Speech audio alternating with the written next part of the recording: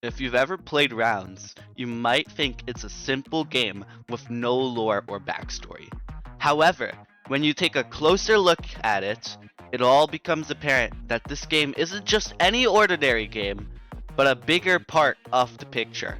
I looked at every single card and discovered the solution to Rounds. But first, we must set up the settings. Who are the Roundlings?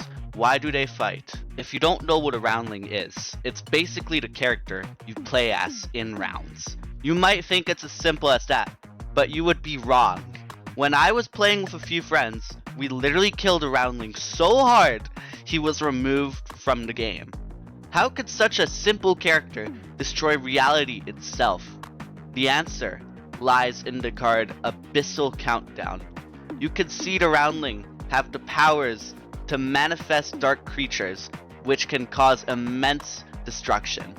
This doesn't make them beings capable of destroying reality itself anymore, but now they're catalysts for beings that can destroy reality. So who exactly are these catalysts? It's you, the player. The description of Abyssal Countdown says, stand still to summon dark powers. But how could dark powers represent you if you are just a regular person?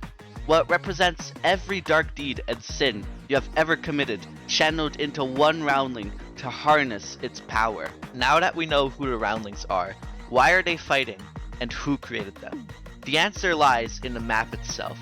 You see, if you look closely, you can notice what seems to be an artificial light around the room, almost as if the Roundlings were being tested. Furthermore, there are boxes laid all across the room as if the ones testing them were setting up artificial arenas.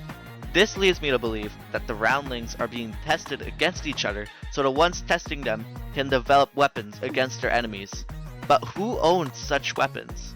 Well, there is truly no way of knowing since there is not enough evidence to narrow it down. But we still have one question left, and that is, how are they created? Well, when a Roundling dies, you can see it shatter into glass like pieces, which leads me to believe that Roundlings are actually sentient beings, super advanced glass, injected with a soul to create a super weapon to use against enemies. But where do these souls come from? Well, I believe that they come from matter itself. It might seem like a stretch, but hear me out. When you die with the Phoenix card, you can see particles of matter quickly rush in to recreate the Roundling. This must mean that so long as the invisible force containing these sentient particles are intact, Roundlings can live forever.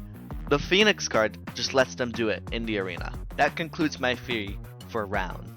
If you would like to see more theories and other videos, like and subscribe so you get more of my recommended to you.